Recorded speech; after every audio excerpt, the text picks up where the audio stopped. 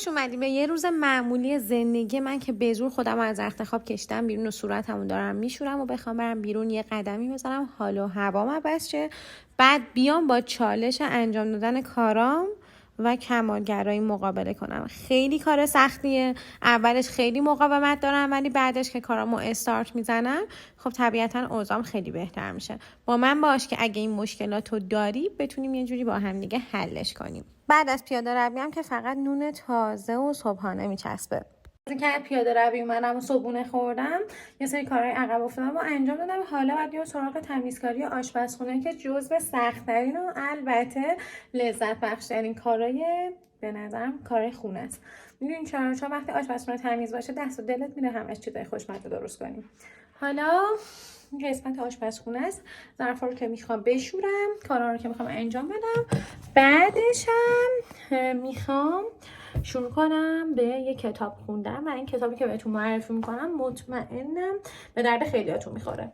من قبلا این شکلی بودم که اگه میخواستم مثلا، یعنی هنوزم هستم اما نه به شدت قبل، وقتی میخواستم که یه کاری رو انجام بدم اگه خیالم راحت نبود که اون کارو 100% اوکی و پرفکت میخوام، اگه خیالم راحت نبود که این کارو میتونم 100% اوکی و پرفکت انجام بدم، انجامش نمیدادم. میگفتم که اگه میخوام خونه‌مو تمیز کنم یا محل کارم تمیز کنم یا اتاقم تمیز کنم یا مثلا لباسمو تا کنم، باید حتما صدمو بذارم واسه این کار. حالا واسه یه آدمی مثل من که هر چیز رو بندر سر جاش نمیذارن، خب این خیلی چالش سختی. حالا میخوام بهت بگم حتی شده امروز یه کابینت تو، یه دونه کشو تو، یه دونه لباس تو کوچیک کنی، یه کار کوچیک انجام بده واسه اینکه به خودت ثابت کنی با کارهای کوچیک هم میتونی به برنامه‌هات برسی، هم نیازی نیست همه کارا رو با هم دیگه انجام بدی، هم حالت بهتره از اینکه یه کاری انجام بدی در راستای غلبه بر کمالگرایی. اصلا کمالگرایی چیه و از کجا میاد؟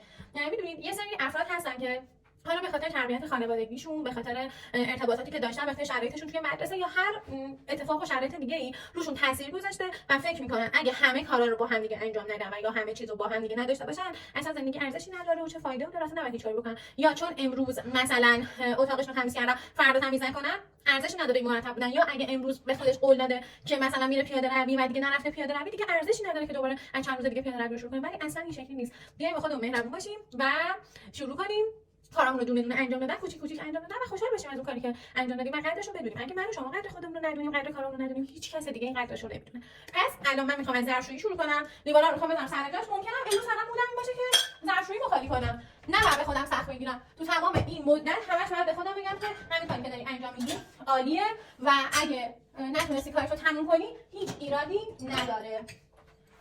معمولا البته آدمای اطراف من اکثرشون این شکلیه که وقتی یه چیز رو برمی‌دارن میذارن سر جاش، ولی من این شکلی نیستم و اینم کمک میکنه به اینکه آشفت بازار خیلی بد بشه.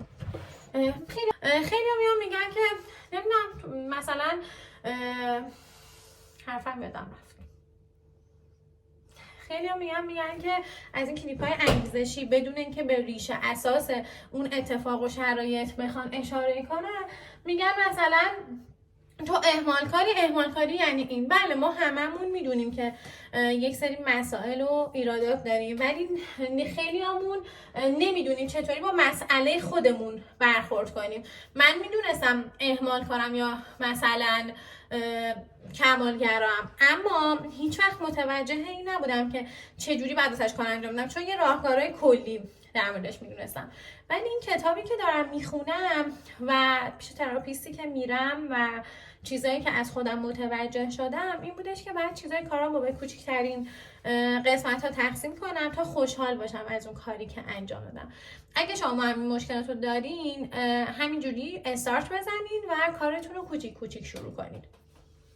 آشپزخونه منه و خب خیلی به هم ریخته است، اما هیچ ایرادی نداره دیگه. هم ازش خجالت نمیکشم، رو مودش نبودم که تمیز کنم و امروز میخوایم الان تمیزش بکنیم. همین تمیز کردن این به من حس خوبی میده. میگم که ببین تونستی امروز یه کاری رو انجام بدی، وقتی هم یه کاری رو انجام دادی پس میتونی قدم بعدی هم پیش ببری، برو به کارهای دیگه‌ات برس. این سری از ظرفامو بذارم تو ماشین. کل این پروسه فکر نمی‌کنم بیشتر از یه رو زمان ببره. یه دوستی دارم که یه کار خیلی خوبی میکنه. هر شب قبل از خوابش کل آشپزخونه‌ش رو تمیز میکنه که خیالش راحت باشه کاراشو انجام بده.